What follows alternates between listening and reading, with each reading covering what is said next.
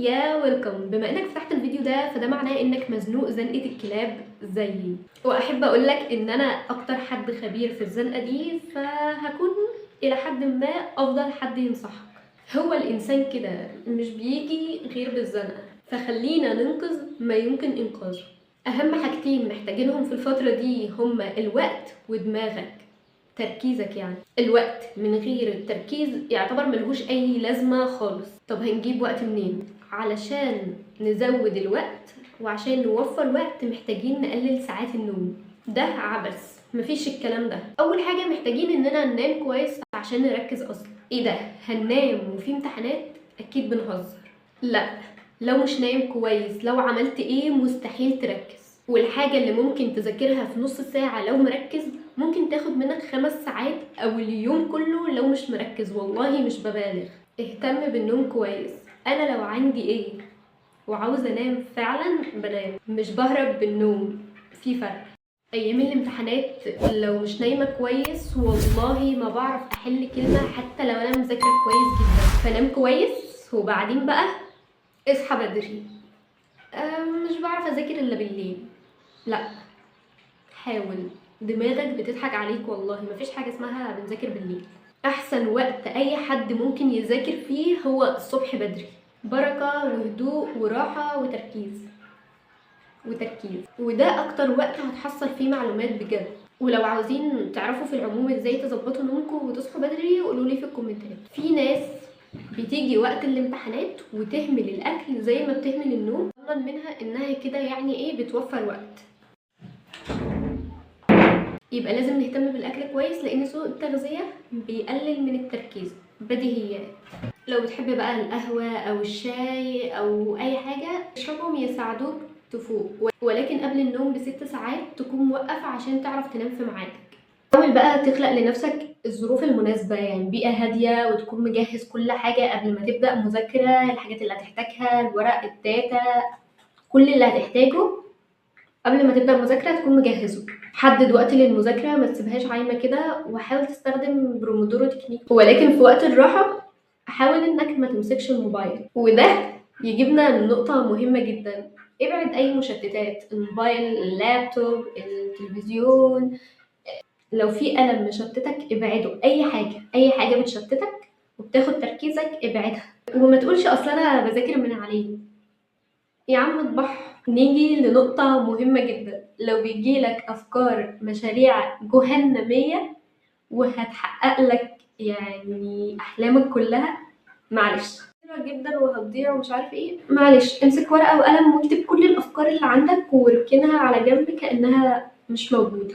بس خلاص انت حفظتها في مكان بعد الامتحانات بقى بني ابقى بص عليها. والآن مع نقطة مهمة أخرى، وهي اللمة الكذابة والحياة الاجتماعية اللي بتنقح عليك أيام الامتحانات.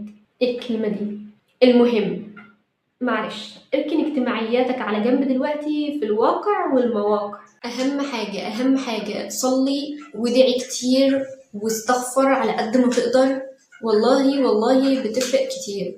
وحاول انك تطلع اي صدقة، يعني مش شرط حاجة كبيرة بس على قد ما تقدر. والله بجد حاجة مهمة جدا. بقى عندنا وقت وركزنا نذاكر بقى ازاي؟ لا مش هتذاكر. يعني ايه؟ بص، اللي ذاكر خلاص. بهزر. بس احنا هنعمل حاجة مختلفة شوية، اننا هنبدأ من ورا لقدام. يعني ايه بقى الكلام ده؟ بص، قبل ما اقولك يعني ايه خليني اقولك على حاجة مهمة الاول. بص، لو ما تعرفش اي حاجة عن المادة ونظام الامتحان والدكتور او اي حاجة ادخل اسأل زميلك، ويا ريت لو حد فاهم كويس. يعني الدكتور ده بيركز على ايه، عامل بنك اسئلة ولا لا، في حاجات بيبقى مركز عليها جدا في المحاضرات وهكذا. يعني اعرف دنيا المادة ماشية ازاي لان كل دكتور بيختلف من يعني كل فهمته صح؟ بعدها تجيب ملخصات للمادة بس يا ريت من حد موثوق. واللي هتعمله بعد ما خلاص فهمت نظام المادة وايه اللي انت هتذاكر منه فعلا، هنقسم المادة. يعني المذاكرة بتاعتنا بخطوات هتبقى مش واضحة بس يعني ايه. عندي مثلا 6 شباتر او 7 شباتر او 6 محاضرات 20 محاضرة، هرقم وهقسمها على حسب الداتا اللي معايا، على حسب الحاجة اللي انا خلاص هذاكر منها. نعمل مربعات صغيرة كده جنبها عشان كل ما نخلص حاجة نعمل عليها صح. دي كانت اكتر حاجة بتحفزني وبتخليني استمر بجد على المذاكرة، وان انا فعلا بعمل حاجة وحاسة كانت بتقلل التوتر والضغط جدا عندي. يعني مثلا كمان لو مادة نازل لها بنك اسئلة مثلا، رقم الصفحة مثلا 20 صفحة من 1 ل20، وكل ما تخلص صفحة صح، يعني ده بيسهل جدا على دماغك درجة رهيبة. لو الامتحان ليه بنك أسئلة، بعد ما نخلص خلاص هنجيب الملخص اللي احنا جبناه لو في وقت، وهنحاول نقرأه بشكل سريع يعني وناخد فكرة، عشان لا قدر الله لو الدكتور عملها معانا نحاول بقى نحل الأسئلة بنفسنا ونراجعها. لو المادة بقى ملهاش بنك، وده الغالب أصلا، هنجيب امتحانات السنين اللي فاتت، هنمسك بقى الامتحانات دي ونشوفها يعني نشوف هي بتتكلم عن ايه ونظامها عامل ازاي وكده، وبعدين نمسك الملخص بتاع المادة نقرأه بتركيز قوي، قراءة عادي بس بتركيز. بعدين بقى هنمسك الأسئلة دي ونحاول إننا نجاوبها. هتمسك ورقة وقلم، ما تجاوبش في دماغك، ورقة وقلم وحاول تجاوب اللي فاكره اكتبه، يعني حاول اجبر نفسك. تمام، مش شرط تكتب 100% الإجابة صح، بس حاول. بعد بقى ما نخلص الامتحان هنشوف لو في سؤال مش عارفينه، سؤال إجابته غلط، ونروح نشوف الجزئية دي بقى في المنهج أو التلخيص اللي معانا ونحاول نذاكرها كويس قوي. تمام، بالطريقة دي هتكون لميت معظم المنهج ومعظم الحاجات اللي الدكتور أصلا بيركز عليها أو المدرس أو أيا يكن. الأسئلة بتبقى مجمعة أكبر جزء من المنهج، فحاول إنك تحل على قد ما تقدر. لو بقى في وقت أو كده ممكن تشوف حد من أصحابك وتحاول تشرح له اللي فهمته، أنت وهو هتستفيدوا.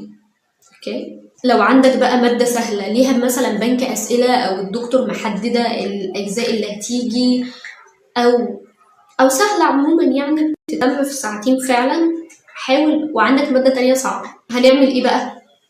هناخد مع المادة السهلة دي ورقتين أو ورقة أو زي يعني، شوف استيعابك لحد فين وخد ورقة بس مش كتير، يعني حاجة بسيطة، ورقة أو ورقتين مع المادة السهلة دي وانت ماشي كده يعني. بس يعني المصدر اللي هتذاكر منه المادة الصعبة دي يكون مختصر أكتر، يعني أكتر مصدر مختصر ولامم الدنيا، مفيش وقت للتفاصيل ولا وقت للحشو الزيادة. تمام، أكتر مصدر مختصر. بص بقى، لو انت في كلية وكان مطلوب منك تسليمات assignments شيتات أي حاجة ومكنتش عملتها ولسه في وقت قدامك إنك تعملها وتسلمها، أحيانا في دكاترة بيكونوا سايبين مدة لوقت الامتحان عادي بياخدوها، أو لو الدكتور مثلا مش سايب وقت أو كده، معلش ممكن تروح تحاول تستسمح الدكتور وتحاول تعملها وإنك تسلمها. صدقوني الموضوع ده بيفرق جدا، اتعلموا من خطأ أختكم. أي درجة انتوا أولى بيها بجد والله. لو في فعلا فرصة حاولوا تسلموا الحاجات اللي لسه ما سلمتوهاش، أو الفكرة وصلت. تمام، أهم حاجة ارتاح وكافئ نفسك واعمل سبسكرايب ولايك وقوم ذاكر.